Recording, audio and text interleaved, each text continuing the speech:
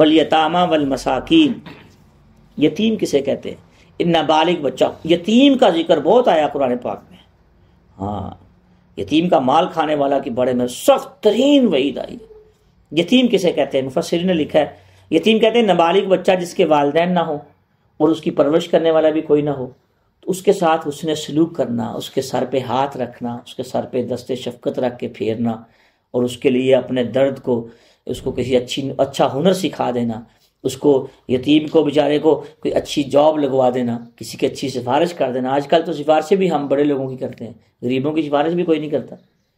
بیچارے ہوئے ہوئے پوچھنی ہوگی، وہ تو پتہ چلے گا جب آنکھ بند ہوگی کہ ہماری ہمدردیاں کتنی غریبوں کے لیے تھی اور کتنی امیروں کے لیے تھی. تو غریب یتیم کسے کہتے ہیں؟ جو نابالغ بچہ جس کے والدین نہ ہوں اور اس کی کوئی پرورش کرنے والا بھی نہ ہو، اس کے ساتھ شفقت کا معاملہ کرنا، اس کی لکھائی کی فیس دے دینا، پڑھائی کی فیس دے دینا، یا اس کے ساتھ اس کی پرورش کرنا، اس کو اپنا بیٹا بنا لینا، اور اس کے ساتھ ماں باپ والی شفقت اور محبت کا معاملہ کرنا. اللہ تعالیٰ اس کو عرش کے سائے تلے جگہ دیں گے جو صحیح اللہ کے لیے محبت کرے گا کسی کے ساتھ، اپنی خود غرضی کے لیے نہیں، جو اللہ کے لیے محبت کریں گے. دو دوست، جو بھائی جو اللہ کے لیے محبت کریں گے، عرش کے سائے تلے اللہ پاک اس کو جگہ دیں گے. اس سے بڑی کون سی فضیلت ہے؟ تو میرے بھائیوں، مومن بننا سیکھیں. مسلمان تو سارے ہی ہیں لیکن مومن بہت کام رہ گئے ہیں اس وقت دنیا میں. والمساکین، اور مسکین کسے کہتے ہیں؟ مسکین کہتے ہیں جس کو بیچارہ سارا دن محنت کرتا ہے، محنت مزدوری کرتا ہے، محنت کر کے اس کی گھر کا خرچ پورا نہیں ہوتا، اس کے بچے ہیں، بیوی ہے، اس کے پاس اس کے اخراجات اتنے ہیں، وہ سارا دن محنت مزدوری کرنے کے باوجود بیچارے کو کچھ نہ کچھ ادھار لینا پڑتا ہے. اس کو مسکین کہتے ہیں. اور ایک ہوتا ہے فقیر. فقیر کسے کہتے ہیں؟ فقیر کہتے ہیں بھائی جس کے پاس 2 ٹائم کا کھانا نہ ہو. یہ جو پیشہ ور فقیر کھڑے ہیں یہ تو پوری گینگ ہے، پوری چین بنی ہوئی ہے ان کی، ہر اشارے پہ کھڑے ہیں، ہر محلے میں پھرتے ہیں. ان کے پاس 2 ٹائم کی روٹی نہیں ہوتی. بھائی ان کی کوٹھیاں بنگلے ہیں، حقیقت ہے، یہ کوئی جھوٹ نہیں ہے. آپ کوشش کریں اپنے مال کو، میں نے اکثر بزرگوں کی زندگی پڑھی ہے، اپنے مال کے حصے کر لیتے تھے. بڑی قیمتی بات ہے، ذرا توجہ سے. اپنے مال کے حصے کر لیتے تھے. ایک حصہ اپنے بیوی بچوں کے لیے، ایک حصہ اپنے ماں باپ اگر الگ ہیں ان کے لیے، ورنہ اگر اکٹھے ہیں ان کے لیے. ایک حصہ علماء کے لیے جو دین کا کام کر رہے ہیں خاص طور. ایک حصہ مساجد اور مدارس کے لیے. ایک حصہ فقراء اور مساکین کے لیے. ایک حصہ رشتہ داروں کے لیے.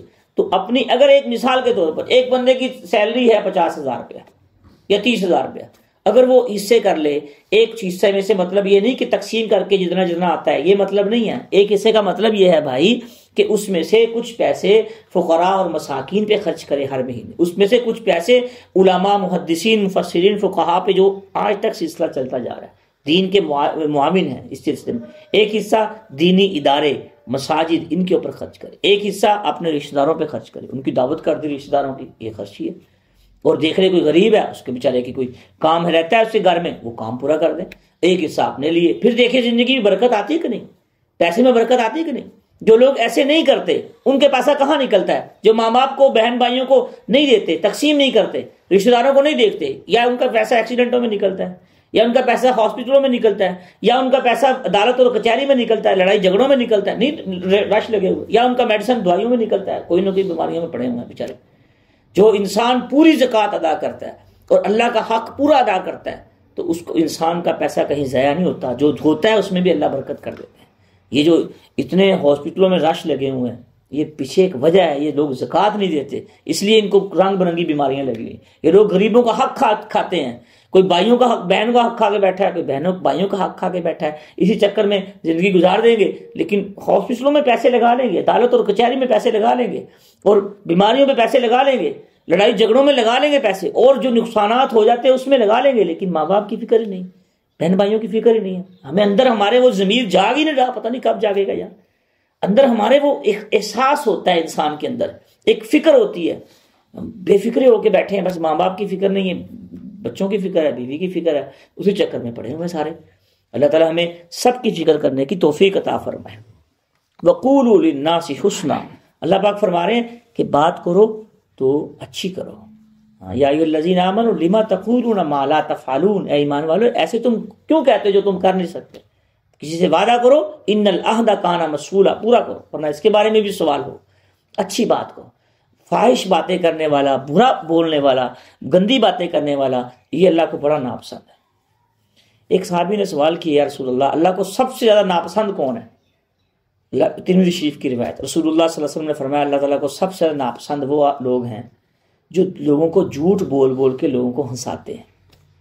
یہ اللہ کو سب سے زیادہ ناپسند انسان ہے۔ تو بھائیو، چاہے آپ مذاق کر رہے ہیں، مذاق میں بھی جھوٹ نہ بولیں، چاہے آپ سیریس ہیں اس میں بھی جھوٹ نہ بولیں۔ الا لعنۃ اللہ علی الکاذبین، جھوٹے پہ اللہ کی لعنت ہوتی ہے۔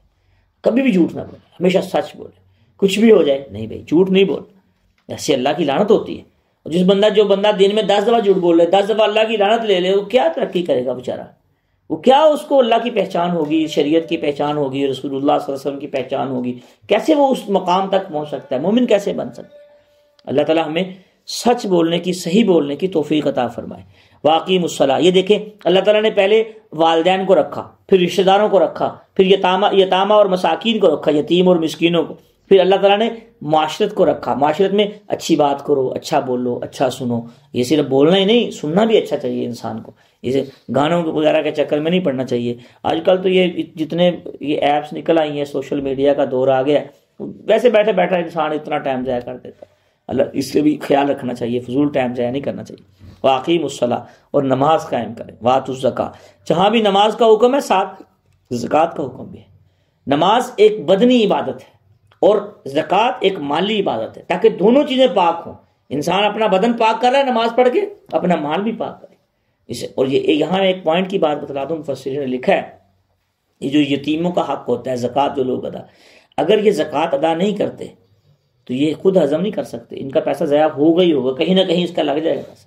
عقل میں آئے بات یا نہ آئے، عقل میں بات آئے یا نہ آئے، ایسا انسان پروجیکٹ یا ایسا کام شروع کر بیٹھتا ہے جس کا ساری زندگی خود فائدہ نہیں اٹھا سکتا۔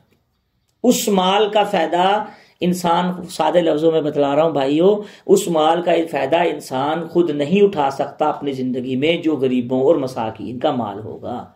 ہاں، اب سے فائدہ نہیں اٹھا سکتا، اکٹھا کر لے گا، وہ فائدہ ہی کیا، وہ پیسہ ہی کیا جس سے فائدہ نہ اٹھا سکے، جس میں خیر و برکت ہی نہ ہو، جس میں اللہ کی رضا نہ ہو، وہ پیسہ ہی کیا جو وبال بن جائے انسان کے لیے۔